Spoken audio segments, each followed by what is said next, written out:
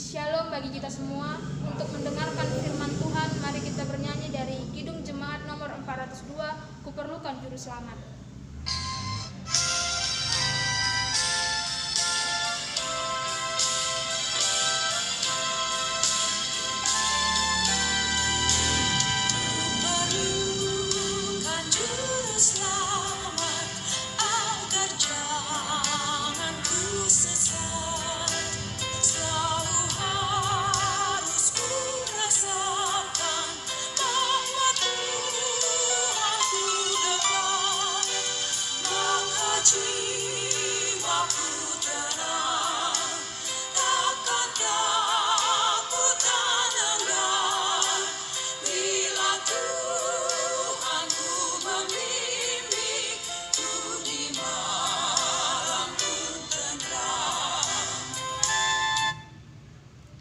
Mari kita berdoa. Segala puji dan syukur Tuhan kami ucapkan kepadamu, di mana Tuhan Engkau masih menyertai kami hingga saat ini. Tuhan, sebentar lagi kami ingin mendengarkan firman-Mu. Bekerjalah Engkau dalam hidup kami, dalam diri kami, pribadi lepas pribadi. Kau urapi pikiran kami dan hati kami, agar firman yang disampaikan nanti dapat menjadi berkat dalam hidup kami, pribadi lepas pribadi. Di dalam nama Tuhan Yesus kami berdoa. Amin. Firman yang sampai pada saat ini diambil dari Amsal 9 ayat 1 sampai 6. Amsal 9 ayat 1 sampai 6 dengan perikop undangan hikmat dan undangan kebodohan. Hikmat telah mendirikan rumahnya, menegakkan ketujuh tiang, memotong ternak sembelihannya, mencampur anggurnya dan menyediakan hidangannya. Pelayan-pelayan perempuan telah disuruhnya berseru-seru di atas tempat-tempat yang tinggi di kota. Siapa yang tak berpengalaman, singgahlah kemari. Dan kepada yang tidak berakal budi katanya, marilah, makanlah rotiku, dan minumlah anggur yang telah kucampur. Buanglah kebodohan, maka kamu akan hidup, dan ikutilah pengertian. Tema yang sampai pada kita pada saat ini, yaitu memiliki hikmat. Bapak, Ibu, saudara-saudari yang terkasih di dalam nama Tuhan kita, Yesus Kristus, Kitab Amsal ini merupakan salah satu kitab yang terletak di dalam Perjanjian Lama. Kitab Amsal merupakan bagian dari kelompok kitab puisi Perjanjian Lama. Kitab Amsal ini singkatnya merupakan kumpulan dari amsal-amsal atau yaitu sajak atau ucapan ringkas yang berbentuk nasihat untuk mendidik manusia. Kitab ini ditulis dalam bentuk puisi yang artinya tersusun teratur. Saudara-saudari yang terkasih di dalam nama Tuhan kita Yesus Kristus, jika kita berbicara mengenai hikmat, kita tahu bahwa hikmat itu merupakan hal yang paling penting dalam kehidupan kita. Kata hikmat itu sendiri memiliki arti kebijaksanaan, pengertian, pengetahuan, dan juga kepandaian. Dalam membuat keputusan, kita memerlukan sekali hikmat ini untuk memahami segala hal yang dibutuhkan hikmat. Terlebih lagi untuk menyelami pikiran dan kehendak melalui firman-Nya. Dalam kitab Amsal 9 ayat 1 sampai 6 ini dikatakan undangan hikmat dan undangan kebodohan. Yang pertama kita akan membahas tentang undangan hikmat. Hikmat berseru-seru mengundang orang-orang yang mau mencarinya agar mendapatkannya. Undangan ini ditujukan bagi orang yang bijak, yang mau mendengar nasihatnya, sehingga hidupnya lebih bijak dan lebih berhikmat lagi. Ditegaskan lagi bahwa hikmat tidak dihiraukan oleh para pencemooh dan orang fasik, bahkan dikecam oleh mereka. Mereka menganggap diri paling benar sehingga tidak perlu meresponi undangan hikmat ini. Hikmat hanya akan dirasakan oleh orang yang mau meresponi undangannya. Undangan hikmat juga berlaku bagi kita yang rindu hidup benar di hadapan Tuhan. Dan yang kedua yaitu undangan kebodohan, di mana undangan kebodohan ini adalah orang yang mengabaikan undangan hikmat akan diundang oleh para pencemooh, orang yang bebal, orang yang tidak berhikmat. Dengan tawaran dan bujukan yang manis, mereka berusaha menarik perhatian orang yang tak berpengalaman dan tak berakal budi. Orang yang berhikmat tidak akan tergiur atau tergoda oleh undangan kebodohan yang hanya nampak lebih nikmat dan mereka itu tahu akibatnya. Sebaliknya, jika orang-orang yang tidak berhikmat akan menerima undangan kebodohan tersebut karena mereka merasa itu tertarik dan padahal itu akan menuju maut. Bagi Amsal, hikmat bersifat praktis, bukan mengenai filosofis, metafisik, dan mitos. Amsal tidak membuat yang abstrak, tetapi berterus terang tentang pergumulan hidup sehari-hari. Konkretnya, Amsal mengarahkan orang untuk bertindak kepada situasi yang baik. Amsal seperti alarm bagi manusia agar kita jangan terjerumus pada kesesatan. Pada pasalnya yang ke-9 menutup rangkaian nasihat panjang dari penulis Amsal ini. Jika kita baca nanti di ayat 9, Amsal agar kita memilih hikmat dan menolak kebodohan.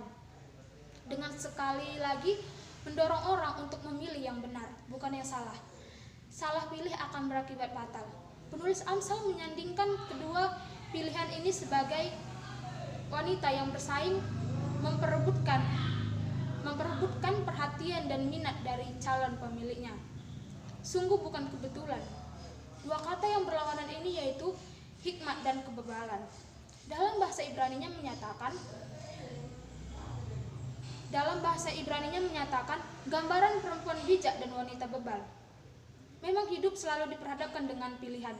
Namun ketika kita membandingkan pilihan-pilihan dengan sesama dalam terang hikmat Tuhan, maka hanya akan ada satu pilihan saja, yaitu berpaut pada Tuhan yang sumber hikmat. Karena hanya dengan hikmat Tuhan saja kita akan mendapatkan kesetiaan dan kepuasannya. Di luar Tuhan, hidup ini hanya spekulasi tanpa pengharapan yang jelas. Hanya kenikmatan sesaat tanpa kepuasan sejati dalam kekudusan yang bermakna. Saudara-saudari yang terkasih di dalam nama Tuhan kita Yesus Kristus, kitab Amsal ini memahami hikmat sebagai konsep yang sangat kaya. Hikmat adalah keterampilan yang sangat dibutuhkan untuk hidup. Hikmat adalah pengetahuan praktis yang menolong seseorang untuk bertindak dan bertutur kata dalam situasi yang baik. Hikmat berkaitan untuk menghindari sekaligus untuk menghindari masalah-masalah yang muncul. Hikmat juga berkaitan dengan mengartikan ucapan dan tulisan orang lain agar kita sanggup memberikan reaksi yang tepat dengan apa yang mereka katakan kepada kita. Dalam Amsal, arti hikmat bukan hanya akal budi, tetapi juga meliputi segenap hati dan pada waktu di puncak keagungannya. Salomo adalah salah satu perwujudan dari hikmat ini. Ia mengasihi Tuhan, ia berdoa untuk menerima hati yang dapat membedakan yang baik dan yang jahat. Hikmatnya adalah karunia dari Allah. Dalam 1 Raja-Raja 4 ayat 9, nanti bisa kita baca bersama-sama, dan disertai dengan kerendahan hati yang sungguh-sungguh. Salomo dipandang lebih tepat sebagai orang yang bijaksana dan terdidik, yang menyusun kumpulan pepatah yang penuh kebijaksanaan dari dia sendiri atau orang lain. Kepribadiannya memang nyata dalam segala-galanya. Saudara-saudari yang terkasih di dalam nama Tuhan kita Yesus Kristus, kita dapat berhikmat di hadapan Tuhan dan dapat melakukan beberapa cara. Yang pertama yaitu kita perlu takut akan Tuhan. Dengan takut akan Tuhan adalah permulaan hikmat yang terdapat dalam Amsal 9 ayat 10. Takut akan Tuhan adalah fondasi hikmat yang sejati. Hikmat berkaitan dengan kesanggupan untuk menggunakan pengetahuan dengan berhasil. Takut akan Allah atau takut akan Tuhan berarti bukan meringkuk di hadapannya karena perasaan takut, tetapi kita membungkuk di hadapannya karena merasa hormat dan percaya. Yang kedua, kita harus rendah hati dan bersahaja. Hikmat ilahi tidak akan ada tanpa kerendahan hati. Amsal 11 ayat 2 mengatakan, apabila kita rendah hati dan bersahaja, kita mau mengakui bahwa kita tidak tahu segala-galanya, bahwa pendapat kita tidak selalu benar, dan bahwa kita perlu mengetahui pikiran Tuhan berkenaan dengan berbagai hal. Dan yang ketiga di sini mempelajari firman Allah yang tertulis. Hikmat Yehuwa atau hikmat Tuhan disingkapkan dalam firman-Nya. untuk mendapatkan hikmat tersebut, kita harus mengarahkan upaya untuk mengenalinya. Dan yang keempat, siap untuk taat. Perhatikanlah bahwa masalahnya bukan bagaimana kita memandang diri kita sendiri. Masalahnya terletak pada bagaimana orang lain memandang kita, bagaimana kita dikenal orang lain. Di sini saya memiliki satu ilustrasi yang saya baca di internet. Banyak orang yang berpendapat bahwa emas adalah hal yang paling berharga. Tetapi tahukah kita bahwa di dalam hidup ini ada yang jauh lebih berharga daripada emas dan permata, yaitu hikmat. Kita sangat membutuhkan hikmat Tuhan, karena tanpa hikmat Tuhan kita tidak akan mampu menjalani kehidupan kita sehari-hari. Dalam segala aspek kehidupan kita membutuhkan hikmat. Misalnya dalam berumah tangga antara suami dan istri, mereka membutuhkan hikmat. Jika tidak ada hikmat di antara suami dan istri, maka rumah tangga mereka akan mudah cerai. Dan orang tua kepada anak, orang tua membutuhkan hikmat untuk menghadapi anak-anak mereka. Contohnya, orang tua memberikan pemahaman yang benar kepada anak yang kritis, atau anak ini memiliki banyak pertanyaan kepada orang tua. Dengan demikian, sebagai orang tua, kita sangat membutuhkan hikmat agar dapat mengkomunikasikan segala sesuatu sehingga anak dapat memahaminya. Di dalam dunia pekerjaan juga demikian, dan dalam dunia bisnis pun kita sangat membutuhkan hikmat. Jadi saudara-saudariku yang terkasih di dalam nama Tuhan kita Yesus Kristus, hendaklah kita berhikmat seperti yang dikatakan Amsal ini. Hikmat menjadi unsur yang sangat penting dan yang mendasar dalam keberhasilan seseorang untuk mengaktualisasikan panggilan hidupnya. Pencapaian merupakan refleksi tiap-tiap orang, dan hikmat menjadi pembeda kualitas masing-masing. Oleh karena hikmat, maka kualitas Salomo tidak tertandingi dan pencapaiannya tidak terbendung.